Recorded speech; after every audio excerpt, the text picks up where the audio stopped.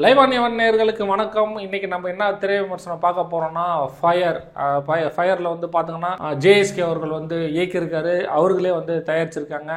2 மணி நேரம் படம் பார்க்கறதுக்கு ஒரு விறுவிறுப்பா வந்து ஒரு த்ரில்லர் மூவி மாதிரி போகுது.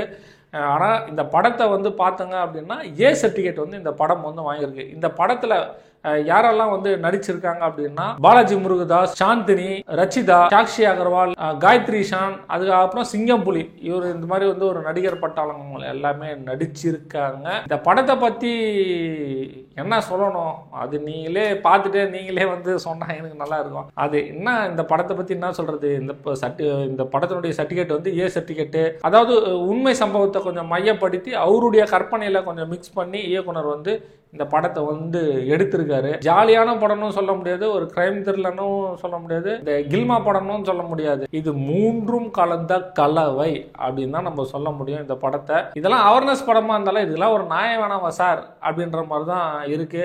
அது ஒவ்வொரு ஃப்ரேமும் வந்து கேமராமேன் பக்கத்துலேயே இருந்து நம்ம இயக்குனர் வந்து அந்த அளவுக்கு வந்து ரசித்து எடுத்திருக்காரு ஜேஎஸ்கே அப்படின்னே சொல்லலாம். அதாவது 4 பெண்கள் அந்த சீன்களில் வந்து பார்த்தங்க அப்படின்னா அந்த அளவுக்கு வந்து ரொம்ப ரசித்து வந்து இயக்குனர் வந்து பயங்கரமாக வந்து எடுத்திருக்காரு. இது என்ன சொல்கிறது, இது ரொம்ப விரிவாலாம் சொல்ல முடியாது, நீங்கள் ரொம்ப டீட்டெயிலாக கேட்காதுங்க.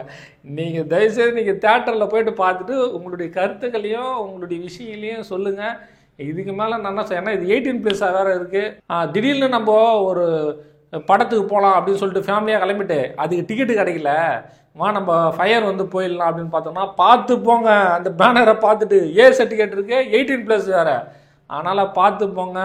ஃபேமிலியெல்லாம் உட்காந்து பார்க்கலாம் அப்படின்னா குழந்தைங்க இன்டர்வலுக்கு அப்புறம், நான் சொல்கிறது இன்டர்வலுக்கு முன்னாடிலாம் ஒன்றும் இல்லை, இன்டர்வலுக்கு அப்புறம் குழந்தைக்கு கண்ணு இப்படி தான் கட்டணும். நீதி தேவதைக்கு கட்டுவாங்கள்ல, அது மாதிரி தான் நீங்கள் வந்து கட்டிக்கணும் இன்டர்வலுக்கு அப்புறம். அந்த படத்தை நீங்கள் பாருங்கள். பார்த்துட்டு உங்களுடைய கருத்துக்களை வந்து கீழே பதிவு பண்ணுங்கள். நீங்கள் போயிட்டு விருப்பப்பட்டால் பாருங்கள், நான் வந்து ஏதோ சொல்லிட்டேன் அப்படின்லாம் இல்லை. இந்த ஃபயரை பற்றி உங்களுடைய கருத்துக்களை தெரிவிங்க.